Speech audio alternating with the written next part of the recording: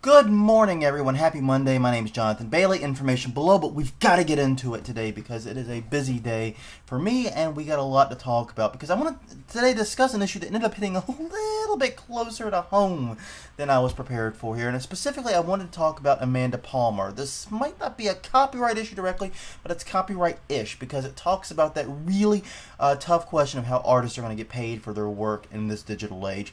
But basically, Amanda Palmer, for those who don't know who she is, she's the lead singer, she was the lead singer of the Dresden Dolls, a reasonably well-known band that attained something of a cult status.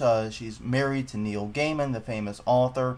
So she's a reasonably famous person, even though a lot of people haven't heard of her.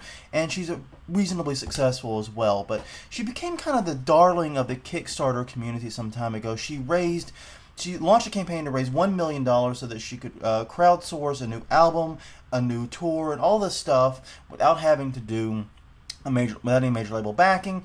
She did it, and Kickstarter was a huge success. She aimed for $1 million. She got right near 1.2 million. I think it was like 1.192 or something like that. Really, really close to 1.2 million.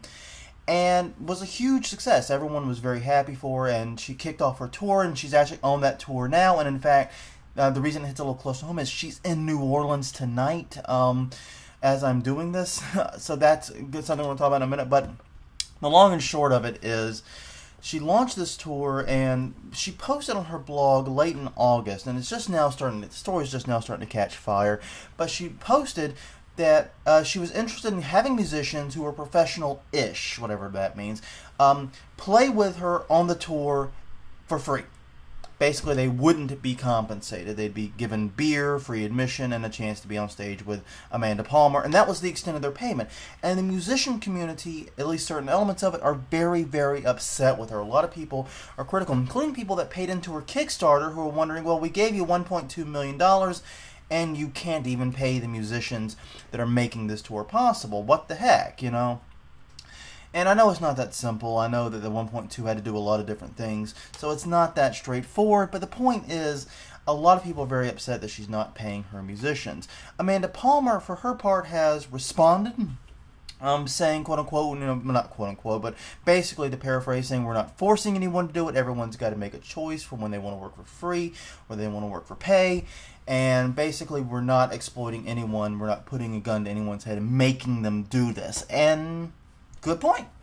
Amanda Palmer got a great point in there. She's absolutely correct. She's not forcing anyone to do it. Every musician has to make a choice, and several others have pointed out the job of a musician today is to learn and to try to parlay exposure into dollars, and sometimes the exposure is worth working a little bit for free. Musicians have to work for free all the time.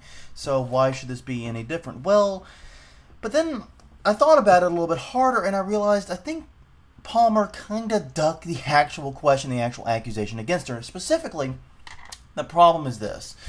Just because someone is willing to work for a certain amount, does that make it right to push them into it and to use that labor? And to use a completely terrible analogy, and once again, I'm not actually saying what Palmer is doing is like this, but let's just run with an analogy here for a moment. When we talk about sweatshop labor in like China, a lot of times the sweatshop owners will say, well, we're not forcing anyone to work for us for $2 an hour for 14 hours a day. We're not making them come here. They're free to leave anytime they want. It's just this is the best thing that they can get. This is the best thing that they can do. Therefore, they do it, and we feel like we have no ethical obligation, to pay them more.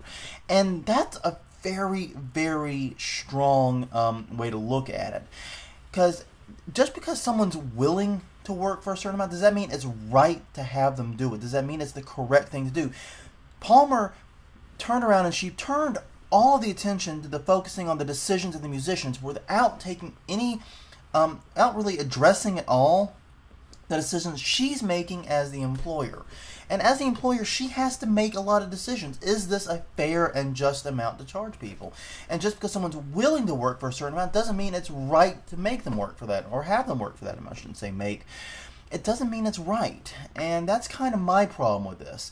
And I have to also wonder, kind of aloud here, how badly managed the money has to be that she can get $1.2 million in seed money. Yes, I know it went many different ways, but get all this seed money, sell out shows across the country. It's a club tour, basically, and charging $20 a ticket or more, and still not have enough cash to pay stage musicians. And these musicians wouldn't demand a lot of money. They're only being asked to do one rehearsal and then do the actual show that night. It's not that complicated.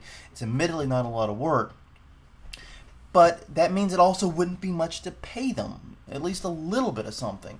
So it raises a lot of questions, and it makes Amanda Palmer look very, very greedy. It makes her look very unethical.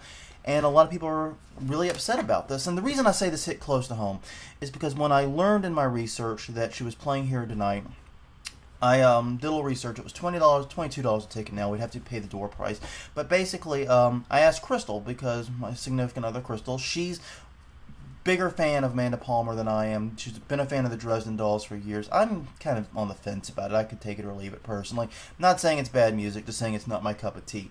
But anyways, I asked her if she wanted to go. There were some initial doubts because A, this isn't the Dresden Dolls. This is some new group we're not very familiar with. It's at Tipitina's, which is a club, while it's well known, it's a terrible place to listen to music. The view's god-awful. The sound system is crap. And frankly, it's always hot and miserable in there. So I'm not too enthused about the idea of going to Tipitina's again. And finally, it's $20 a ticket, which is really high for a club show in New Orleans. 10 to 12 is much more than norm. She's actually charging more than double what I would consider normal. But that being said, still considered it. And I talked to her about it, and she's like, I'm unsure, kind of on the fence about it.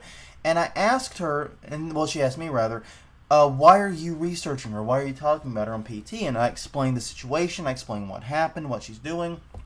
And Crystal got very upset. She got very angry and said, well, screw her.